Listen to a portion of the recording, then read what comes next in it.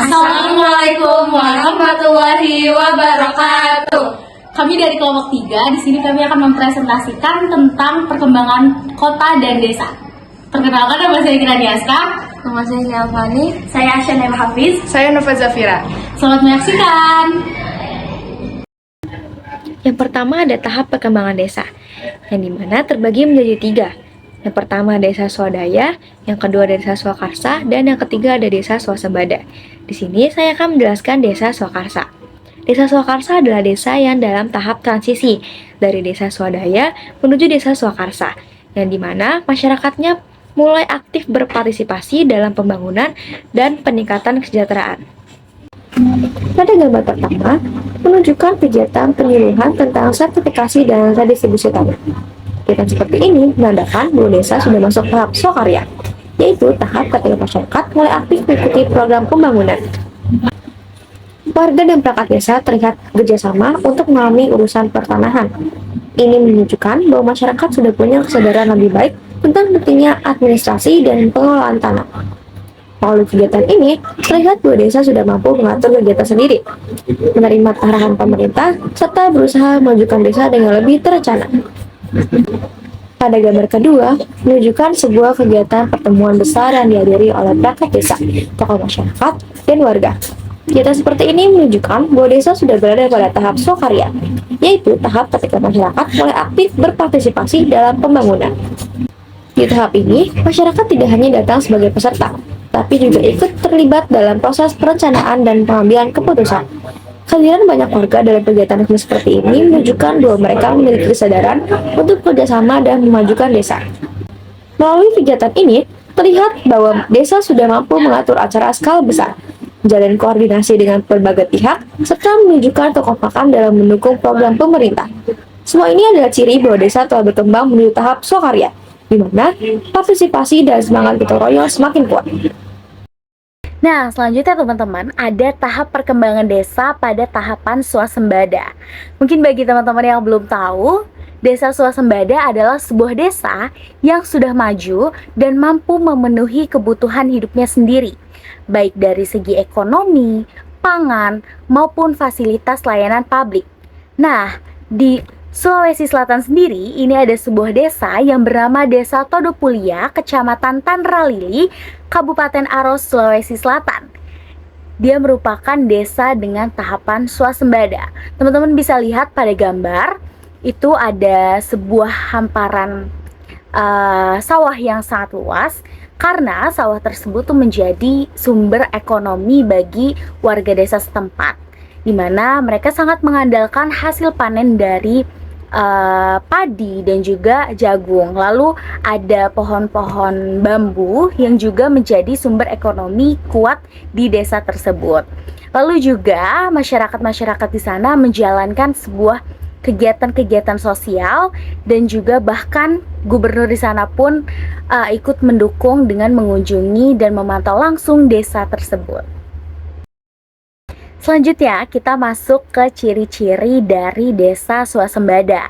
Yang pertama dari fasilitas publiknya, dimana teman-teman bisa lihat pada gambar bahwa fasilitas di desa Todopulia ini sudah termasuk sangat-sangat lengkap. Yang pertama dari pendidikan, dibangunnya sekolah-sekolahan di sana yang sangat-sangat banyak dan mudahnya akses bagi orang-orang yang ingin bersekolah. Lalu ada juga posyandu, lalu ada kantor desa, dan juga masjid-masjid pun bahkan banyak yang berdiri di sana. Selanjutnya yang kedua yaitu ketahanan pangan yang kuat. Teman-teman bisa lihat pada gambar kedua, di mana di desa Todopulia ini persawahan dan juga pohon bambu merupakan sumber perekonomian bagi warga desa setempat. Bahkan fun fact-nya ya teman-teman, di desa Todopulia ini hampir mengimpor seluruh hasil panennya ke seluruh wilayah Sulawesi Selatan. Bisa dibilang bahwa desa Todopulia ini merupakan desa yang sangat besar berkontribusi dalam mengimpor beras, jagung, bahkan pohon bambu yang sudah dihasilkan kerajinan seperti pada gambar ketiga. Itu ada hasil kerajinan-kerajinan dari warga desa setempat. Nah, tentunya nggak itu aja teman-teman.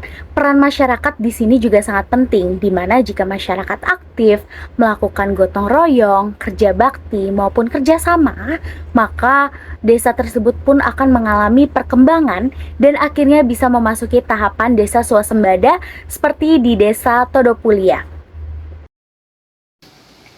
Selanjutnya, aku akan membahas salah satu tahap perkembangan kota, yaitu tahap kota metropolis. Pada tahapan ini, sebuah kota biasanya perekonomiannya lebih bergantung pada sektor industri, berbeda dengan tahapan polis yang dimana mereka bergantung pada sektor agraris.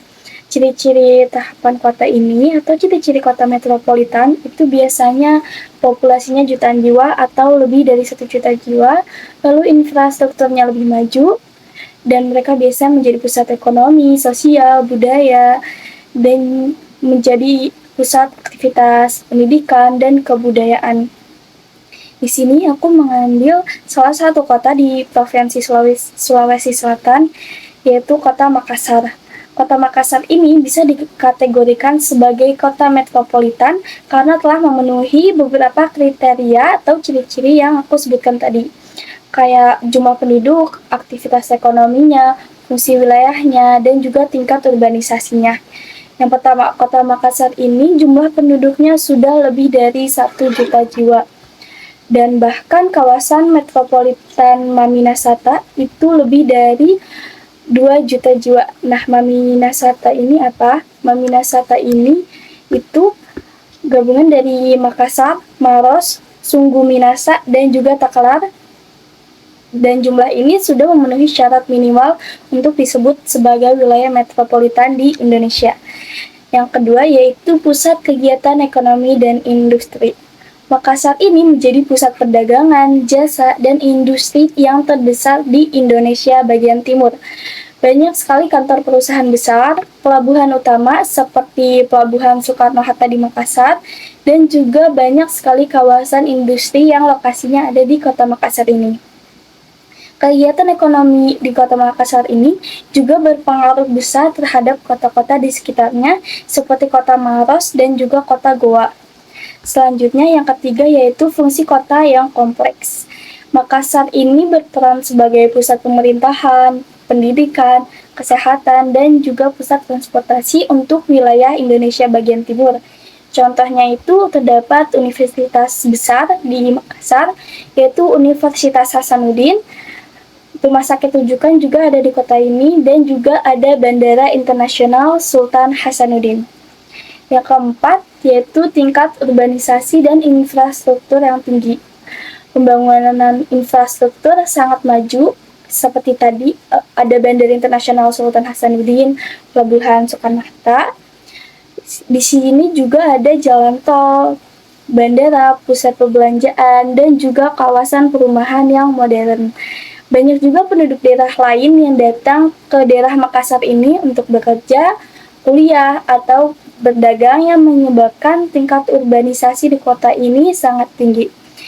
Yang kelima, yaitu kota Makassar ini seperti yang tadi disebutkan adalah bagian dari wilayah metropolitan resmi, yaitu Maminasata, Makassar, Maros, Sungguh Minasa, dan juga Takalar. Jadi Maminasata ini sudah ditetapkan sebagai kawasan metropolitan melalui Peraturan Presiden Nomor 55 Tahun 2001. Penetapan ini menjadikan Makassar sebagai inti atau kota inti dari wilayah metropolitan resmi di Indonesia. Jadi kesimpulannya Makassar menjadi kota metropolitan itu karena jumlah penduduk yang tinggi, tingkat urbanisasi tinggi, karena ekonomi yang maju, fungsi kota yang beragam juga, dan bisa berpengaruh terhadap kota di sekitarnya. Baik, selanjutnya terdapat gambar yang menunjukkan kondisi salah satu kawasan pasar tradisional yang berada di kota Parepare, Sulawesi Selatan, yang dimana terlihat kumuh, padat, dan dipenuhi oleh lapak-lapak tenda biru. Di area ini tampak bangunan pasar tua ini sudah tidak terawat lagi, rangka atap yang rusak, dan tumpukan sampah yang berserakan di mana-mana. Sementara beberapa warga atau pedagang sedang melakukan pembersihan.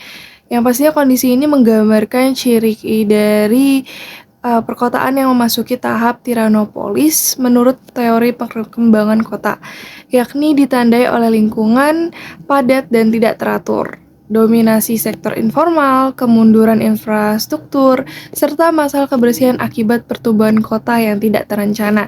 Aktivitas utama yang terlihat adalah perdagangan tradisional dan kegiatan ekonomi informal, disertai upaya masyarakat dalam menjaga kebersihan melalui kerja bakti bersama. Secara keseluruhan, dari gambar ini mengalami tekanan urban seperti penurunan kualitas ruang dan sarana kota, meskipun aktivitas ekonomi masyarakat tetap berjalan.